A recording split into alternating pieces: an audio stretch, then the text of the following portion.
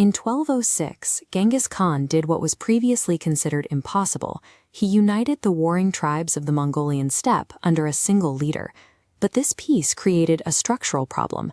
Without a common enemy to fight, the tribes were likely to return to their internal blood feuds over the steppe's limited water and grazing land.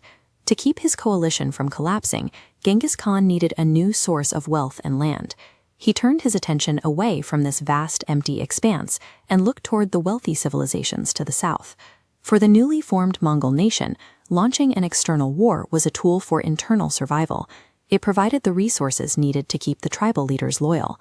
The primary target was the Jin dynasty, which ruled northern China. It was a state of immense scale, controlling fertile farmlands and cities that were wealthier than anything the nomads had ever seen.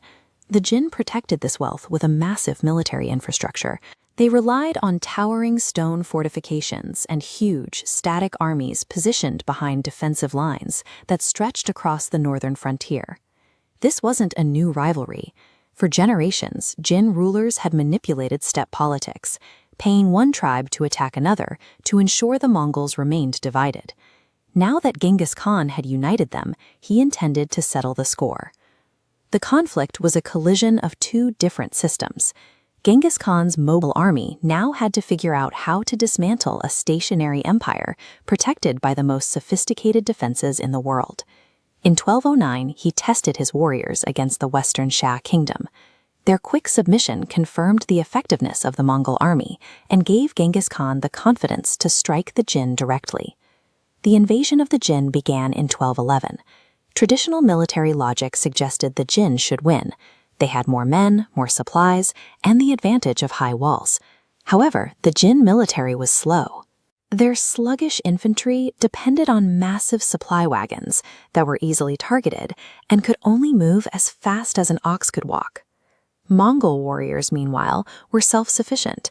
They carried their own dried meat and traveled with several horses per man, allowing them to swap mounts and keep moving. This speed let them strike and disappear before the Jin could react. This mobility allowed for the feigned retreat. Mongol units would pretend to flee in terror, luring the Jin out of their defensive positions. Once the Jin soldiers broke ranks to give chase, the Mongols would turn and destroy them in the open field. This worked because Mongol warriors were master horsemen. They were trained to hit targets with their bows at a full gallop, even while turning backward in their saddles to fire at pursuers. The Jin commanders found themselves unable to adapt. Their rigid, slow-moving system was being dismantled by an enemy that moved faster than their information could travel. But speed wasn't enough to take the Jin's great cities. Traditional nomadic armies usually failed here, unable to penetrate thick stone walls or sustain long-term sieges. Genghis Khan solved this by capturing Jin engineers and forced them to work for him. He used their knowledge to build advanced siege weaponry, including catapults and battering rams, right on the battlefield. By integrating this technology, the Mongols were no longer just border raiders. They were now capable of systematically reducing the strongest fortifications in northern China.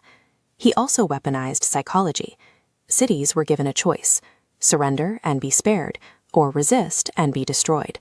As stories of Mongol brutality spread, many cities surrendered before the siege engines were even built.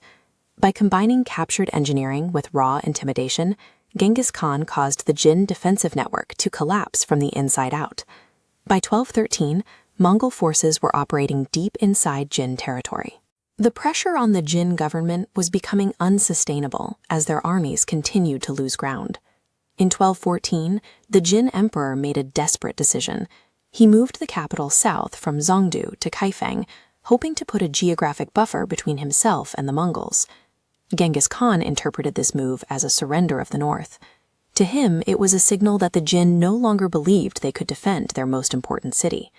He immediately ordered his armies to march on Zhongdu. The resulting months-long siege was brutal.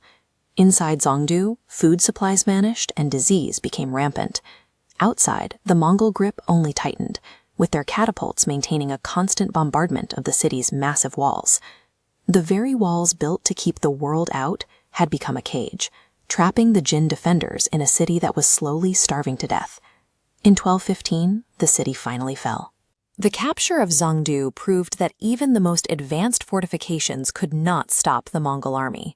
The victory brought an enormous influx of material wealth. Caravans loaded with gold, silver, and silk began the journey back to the Mongolian heartland, enriching the tribes that had followed the Khan.